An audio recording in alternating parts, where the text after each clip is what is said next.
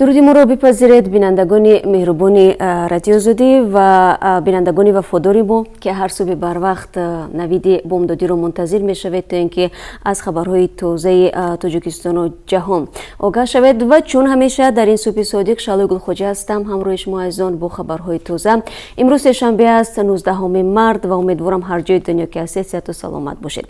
و قبل از تقدیم خبرها که باید بگم پیش این خبرها زیاد هستند، من رجوع میکنم به وضع باد و هوایی سه کشور. هوای ما در پراگ که از اینجا من با شما دوستان صحبت دارم امروز ابری است. انتظار می رود که روزانه گرمی به 8 درجه برسد.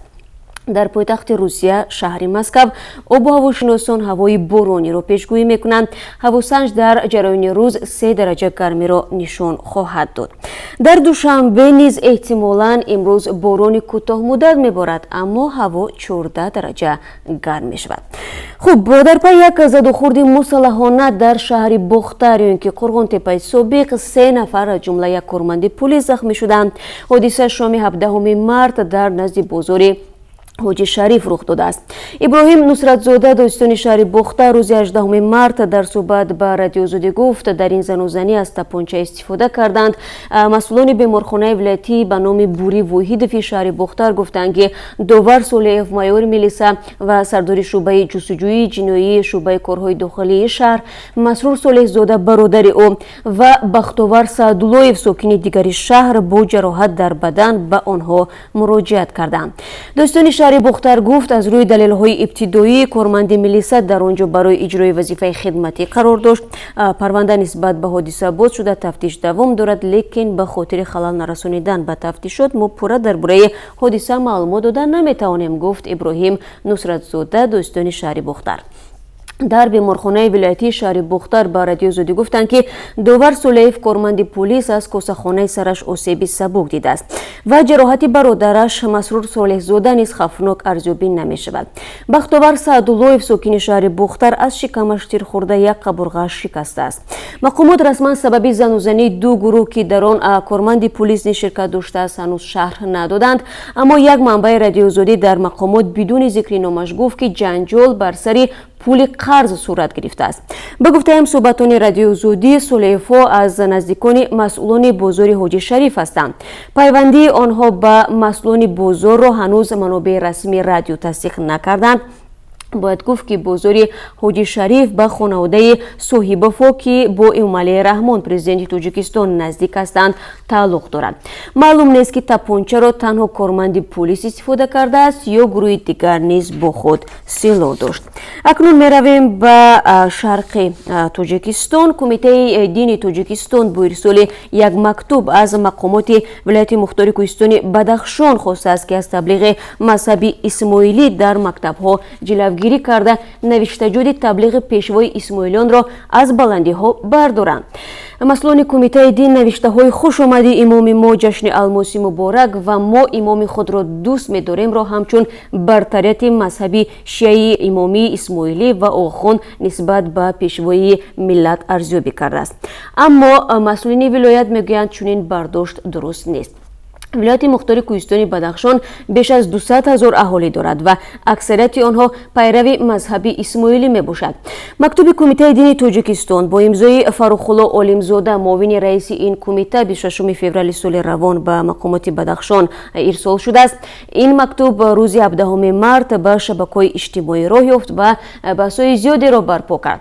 در مکتوب خود مسئولین کمیته دین بر اساس معلومات مقامات قدرتی میگویند انجمن طریقه اسماعیلی و تعلیمات دینی در مکتب‌های ولایت مختار کوهستان بدخشان با بهانه درس‌های زبان خارجی تعلیمات مذهبی شیعی امامی اسماعیلی را به راه مانده است. کمیته دینی تاجیکستان از مقامات ولایت مختار کوهستان بدخشان طلب کرده است که این حالت‌ها را بررسی کرده برای برطرف نمودن آنها چاره‌های قطعی اندیشیده شود. کمیته دین در حال از تبلیغ مذهبی اسماعیلی در مکتب‌های ولایت مختار کوهستان بدخشان و آویختن نوشتجات‌های مذهبی در این ولایت نگرانی می‌کند که مقامات ولایت وضع را دیگرگونه شرح می‌دهند. از جمله یادگار فایزف رئیس ولایت گفت این نوشتجات هیچ وقت معنای آن را ندارد که مردم پیشوای مذهب را نسبت به پیشوای ملت کمتر نقض می‌بینند. روز 18 مارد یادگار فایزف در صحبت با رادیو زودی گفت این گفته بسیار ساده لحوانه مردانه است و این یگان حقیقت ندارد. مذهب چیزی دیگر است و سیاست و پیشوای سیاسی دیگر است. این را مقایسه کردن ممکن نیست و از این خلاصه برآوردن هم ممکن نیست. از نقطه نظر هم سیاسی و هم مذهبی این گونه گپ‌ها خطا هستند، گفت رئیس ولایت مختار کوهستانی بدخشان.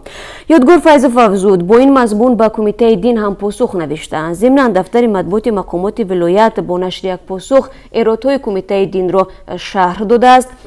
مقامات این ولایت میگویند در مکتب‌های ولایت آموزش زبان انگلیسی تنها در دایره برنامه‌های دولتی صورت میگیرد و با این همه مقامات ولایت نصب چراغک‌های روشن‌دهنده درباره آواخوانی 4 را تصدیق کردند.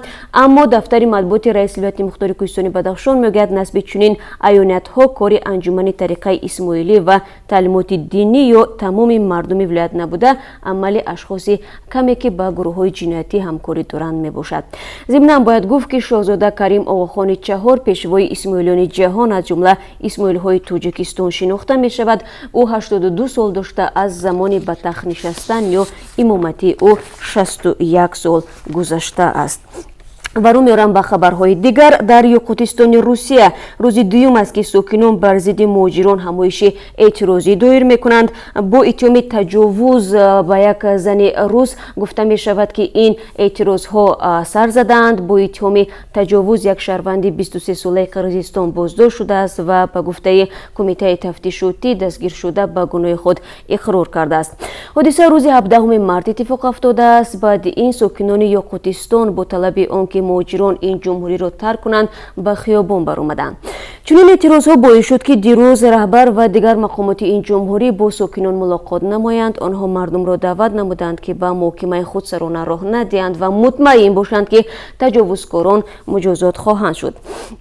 گذشته از این ایسان نیکولایف وعده داد که مقامات با مهاجران غیر قانونی مبارزه خواهند برد. ضمن طول 2 روز اخیر مهاجران تاجیک که در یاقوتستان کار و زندگی دارند با فرستادن عکس و نوار میگویند این اعتراضها به فعالیت و بود و باشی آنها نیز بی تاثیر نبوده است. تفصیلات این خبر را با عکس و نوارها در برنامه خبری امروز تقدیم شما خواهیم کرد. از این رو برنامه‌های ما را بینندگان عزیز پیگیری کنید و ضمن بعضی از این نوارها را شما برای ما ارسال داشتید. دفتر مطبوعاتی وزارت کارهای خارجه قزاقستان خبر میدهد که نورسلطان نظربایف پرزیدنت این کشور سفیر نوش را در تاجیکستان تعیین نمود. سفیر قزاقستان در تاجیکستان تاجیبایف اسکر گرلیکوویچ تعیین گردیده است. سفیر تازه تعیین در ساختار وزارت امور خارجه قزاقستان کار میکرد.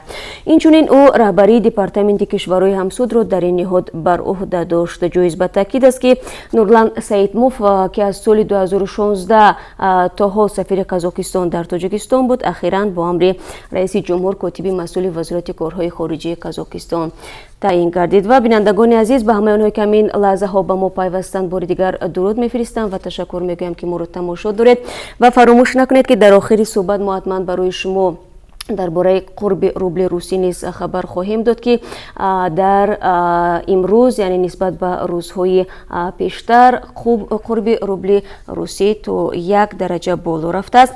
از این لحاظ تا آخر صحبت ما را همراهی کنید. ترکیه دیگر باره ادعا کرد که امروز با ایران به ضد جدایی طلبان کرد عملیات نظامی انجام داده است. هرچند خبرگزاری های ایران با تکیه به مقامات کشور این ادعا را رد کردند.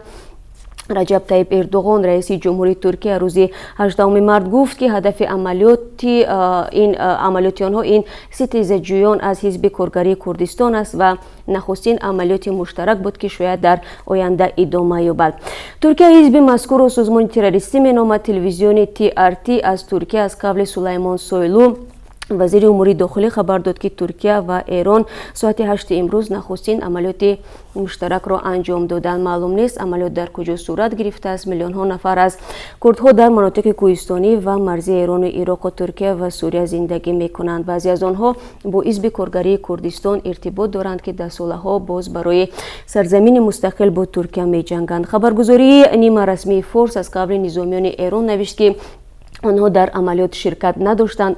آن زمان خبرگزاری از قبل یک منبع نظامی نوشته است که نیروهای مسلح ایران با گروهی که میخواهد در ایران ناامنی ایجاد کند قاطعانه مبارزه میبرد. نیروهای پاسدار انقلابی اسلامی ایران در گذشته بارها در شمال کشور با جدایی طلبان کرد در مرز ترکیه و عراق جنگیده‌اند. پرزیدنت روسیه ولادیمیر پوتین قوانین درباره جریمه مسدود کردن فیک‌ها یا خبرهای دروغین در مطبوعات و همچنین بی‌حرمتی به مقامات و نمادهای دولتی در اینترنت را امضا کرد. سندهای مربوطه در پورتال معلومات حقوقی به نشر رسیده است. سند اول پخش فیک‌ها یا خبرهای غیر قابل اعتماد و در اینترنت واقعی جلوه دادن خبرهای را که برای حیات انسان، صحت شهروندان، دارایی‌های آنها، ترتیبات و امنیت جمعیتی تهدید ایجاد می‌کند ممنوع می‌سازد. برای نشر چنین شرح بار اول از 30 تا 100,000 روبل و دفعه‌های بعدی تا 300,000 روبل جریمه یا بازداشت پیش بینی می‌شود. مبلغ جریمه برای نشر فیک‌ها از جانب شهروندان 100,000 روبل، مقامات تا 200,000 روبل و اشخاص حقوقی تا 2 میلیون روبل معین شده است. برای تحقیر مقامات و نمادهای دولتی در اینترنت جریمه از 100,000 یا 15 روز زندان سر می شود. در صورت نقض تکراری قانون جریمه تا 200,000 می افزاید. نشر شرح‌هایی که به حرمتی به مقامات را نشان میدن ابوشی کوچک ارزیابی خواهند شد. هنگام خوانش دوم طرح قانون به آن سبکی‌های وارد شد، از جمله به واسطه اخبار یا رسما ثبت نام شدند که آنها اگر چنین خبرهای تقلبی را در حال از صفحه‌شان حذف کنند از جریمه خلاص میشوند. خبرنگاران و فعالان حقوق انسان در نوبت خود از طرح قانون همچون سند محدود کننده آزادی بیان شدیداً انتقاد کردند. باز هم برمیگردیم به خبرهایی که مربوط به تاجیکان و تاجیکستان است. خبرگزاری سپوتنیک می نویسد که دادگاه پرم شهروند 32 ساله تاجیکستان را به 2 سال زندان محکوم کرده است. طبری رسانه‌های منطقوی از قبل مقامات خبر دادند. دادگاه پرم مرد متهم را به تمکاری در حجم کلان گناهکار دانسته است. به اطلاع تفتیشات محکوم شده با یک زن از پریکامیا طریق شبکه‌های اجتماعی شناخته شده او را به ملاقات دعوت کرده است. زن برای دیدار به پرم آمده است و مرد صحنه‌های ملاقاتشان را ثبت کرده با تهدید بدنام کنی 300,000 روبل طلب کرده است. بر اساس پرونده محکوم شده تهدید کرده است که در صورت سرکشی از پرداخت مبلغ نوارهای محرمانه با اشتراک این زن را در شبکه‌های اجتماعی پهن خواهد کرد. اما مشعوقه به پلیس مراجعت کرده است و در نتیجه مرد 32 ساله بازداشت شده است. دادگاه مرد را در تمکاری گناهکار دانسته در برابر تعیین 2 سال زندان محکوم شده را موظف کرده است که به جبریده 30,000 روبل جبران ضرر معنوی پرداخت کند. و یک خبر دیگر هم داریم. دوستانی حربی منطقه کولوب علیه سردار پیشین کمیسیه طبی کمیساریات حربی کولوب و سردار زیرشعبه مالیه این کمیساریات با اتهام گرفتن پوره و رخصت دادن 5 دعوت شونده پرونده جنایتی باز کرده است. این 2 نفر حالا در بازداشت قرار دارند. دلشاد شریپов سردار زیرشعبه مالیه کمیساریات حربی کولوب و تویرجان اشورov سردار پیشین کمیسیه طبی کمیساریات حربی به گرفتن پوره و ساختکاری متهم میشوند. گفته می شود دلشاد شریپov که رتبه پراپرشیک دارد از 5 دعوت شونده 5,000 سومونی گرفته 300 سومونی به سردار کمیسیه طبی داده حجت‌های قلبکی درست کردند و سربازان دعوت شونده را جواب دادند. در صورت اثبات شدن اتهام به این 2 نفر از 5 تا 7 سال زندان تهدید می‌کند. این بار اول نیست که مقامات در کلوب کارمندان کمیساریات‌های حربی را با گرفتن پوره دستگیر می‌کنند. کارشناسان می‌گویند که بازداشت‌های طی 2 سال اخیر تا حال برای کارمندان کمیساریات‌های حربی منطقه درس عبرت نشده است. این کارشناسان در عموم دست به فساد زدن کارمندان کمیساریات‌های حربی را به معاش ناچیز آنها ربط میدم. و بینندگان عزیز طبری هم وعده دادم در این قسمتی صحبت بازم نگاه من اندازیم به قرب اسعار خارجی در تاجیکستان. طبق قرب اسعار خارجی که از سوی بانک ملی برای امروز معین کرده شده است، 1 دلار 9 سومانی و 43 درم، 1 یورو 10 سومانی و 71 درم و 1000 روبل روسی با 146 سومانی عوض کرده می شود. یعنی اگر شما در یاد داشته باشید نظر به یک روز قبل 2 سومانی بلندتر رفته، زیرا دیروز 144 سومانی بود. خب بینندگان عزیز تشکر میگم که تو چند دقیقه ما رو همراهی کردید و خبرها را از ما شنیدید. شعله گلخوجه بودم در خدمت شما و همه شما از آن را بعد از کمتر از 3 ساعت دیگر بازم در پخش مستقیم در تقدیم سرخطهای خبرهای روز منتظر میشوم و یادتان نرود که باز ما امروز برنامه خبری هم داریم که ساعت 1 با وقت پرگه تقدیم شما عزیزان خواهد شد و به همه اونهایی که تا این لحظه ها به ما عکس و نوار و خبری فرستادن ما عرض سپاس میگیم و میگویم که همه اون مطالبی که شما به ما میفرستید ما حتما بررسی میکنیم و تلاش میکنیم که برای گرفتن جزئیات با شما تماس بگیریم و با امید همکاری بیشتر من شما رو بازم بعد از کمتر از 3 ساعت دیگر یعنی ساعت 10 با وقت پراگ، ساعت 12 با وقت مسکو و ساعت الکای 1 با وقت دوشنبه منتظر میشوم. تا اون دم خدا نگهدارتون باشد.